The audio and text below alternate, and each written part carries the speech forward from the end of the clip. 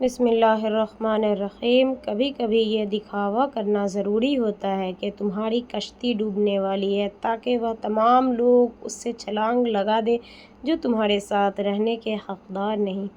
زندگی کے سفر میں گرنے کے بعد اٹھنے کی کوشش جاری رکھیں۔ ممکن ہے کہ دوبارہ اٹھنا زیادہ شاندار ہو۔ پریشانیاں زندگی کا حصہ ہے۔ جس نے اپنی پریشانی پر قدم رکھا وہ جیت گیا اور جس نے پریشانی کو سر پر سوار کیا وہ ٹوٹ گیا۔ ایمبولینس اگر خالی بھی جا رہی ہو تو اسے راستہ دے دیا کریں، ہو سکتا ہے وہ کسی کو لینے جا رہی ہو جو سخت مشکل میں مبتلا ہو۔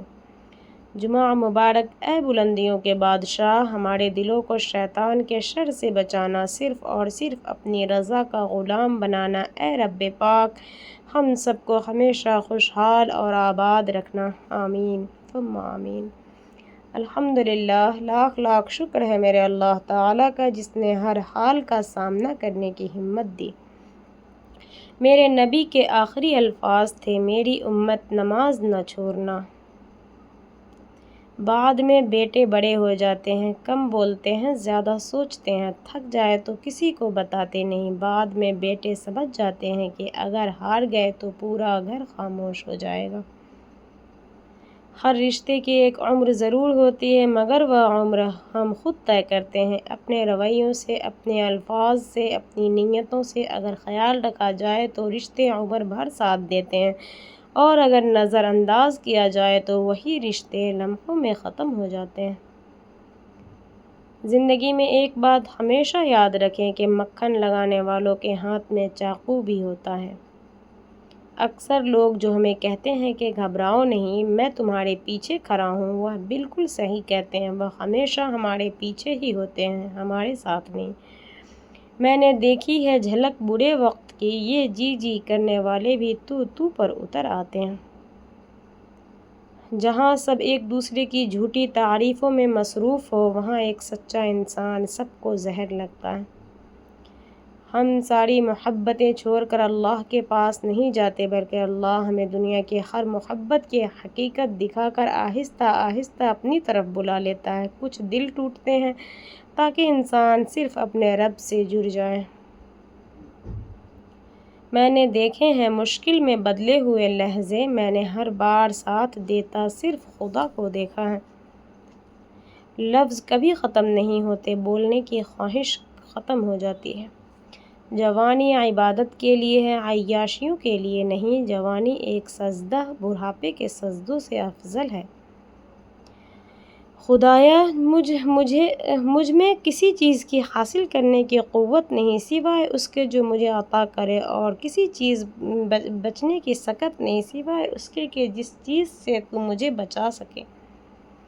اور بہت جلد اللہ تمہیں عزت، سکون، کامیابی تینوں سے نوازے گا کیونکہ اب تمہارا وقت آ گیا ہے انشاءاللہ۔ سورہ کہف۔ جب تمہیں لگے کہ بکھر رہے ہو تب کہف والوں کو یاد کرنا۔ انہوں نے اپنے رب سے اس قدر شدت سے دعا کی کہ رب نے اس کا زمانہ ہی بدل دیا۔ گھبرائیں نہیں، میرے اور آپ کے معاملات جس کے سپرد ہے وہ بہت غفور الرحیم ہے، سب بہتر کر دے گا انشاءاللہ۔ غصے میں بھی الفاظ کا چناؤ ایسا ہونا چاہیے کہ کل جب غصہ اترے تو خود کی نظروں میں شرمندہ نہ ہونا پڑے۔ کچھ لوگ تمہیں کبھی بد دعا نہیں دیتے، بس وہ خاموشی سے تمہاری زندگی سے نکل جاتے ہیں، مگر یاد رکھو جس دل کو تم نے رلایا ہو اس کی خاموش تکلیف بھی اثر رکھتی ہے، کیونکہ رب الفاظ نہیں دلوں کے حال سنتا ہے۔ جو شخص اللہ کی حدود میں رہتا ہے وہ دنیا میں بھی محفوظ رہتا ہے اور آخرت میں بھی کامیاب ہوتا ہے۔ باپ کی محبت سمندر سے بھی گہری ہوتی ہے جو خاموش رہ کر بھی اولاد کا سہارا بنتی ہے۔ حضرت علی نے فرمایا، جو معاف کر دیتا ہے وہ اللہ کی مدد کا سب سے زیادہ حقدار ہوتا ہے۔ ایک دن آپ کا مالی لحاظ سے اتنے مضبوط ہو جائیں گے کہ اللہ پاک آپ کی جیب سے لوگوں کو نوازنے کا وسیلہ بنائے گا انشاءاللہ۔ خود کو کسی کا پسندیدہ پھول مت سمجھیں، یہ دنیا ہر روز نیا گلدستہ بناتی ہے۔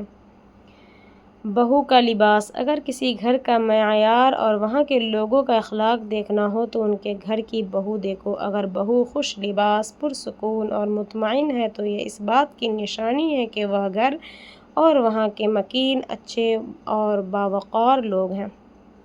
پرانے زمانے کے لوگ کم بولتے تھے مگر ان کی باتوں میں وزن ہوتا تھا۔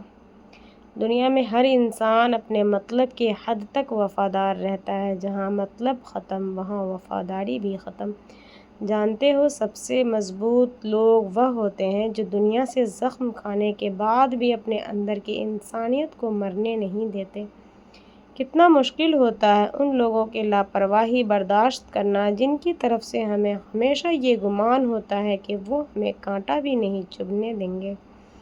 ایک خوبصورت گھر نہ ٹوٹے اس کے لیے سمجھدار عورت کی ضرورت ہوتی ہے اور ایک خوبصورت عورت نہ ٹوٹے اس کے لیے سمجھدار مرد کی ضرورت ہوتی ہے۔ حضرت علی رضی اللہ عنہ نے فرمایا، یا رب مجھے کسی کے دل پہ بوجھ مت بننے دینا، جو مجھ سے دور ہونا چاہے مجھے اس سے پہلے ہی دور کر دینا۔ آمین۔ حضرت علی رضی اللہ عنہ نے فرمایا، جو کنویں سے نکال کر یوسف کو تخت پر بٹھا سکتا ہے، بھروسہ رکھو وہ رب تمہارے غموں کو بھی خوشیوں میں بدل دے گا۔ بے شک آپ کی ساری زندگی کعبے میں کھڑے ہو کر نماز پڑھتے ہیں، لیکن اگر آپ نے کسی کے ساتھ حقوق العباد کے معاملے میں زیادتی کی ہے تو آپ کا کچھ نہیں بننے والا۔ لوگ حقیقت میں جیتے نہیں، وہ ہمیشہ کسی نہ کسی چیز کا انتظار کرتے رہتے ہیں، کام کا، محبت کا یا کسی بہترین دن کا، اور انہی انتظار کے درمیان میں زندگی خاموشی سے گزر جاتی ہے۔ 3 چیزیں صبر سے ہے، اپنی مصیبت کسی کو نہ بتاؤ، اپنے درد کسی سے نہ کہو اور خود اپنی پارسائی بیان نہ کرو۔ لوگوں نے جتنا برا چاہا اللہ نے اس سے زیادہ عزت دی۔ بے شک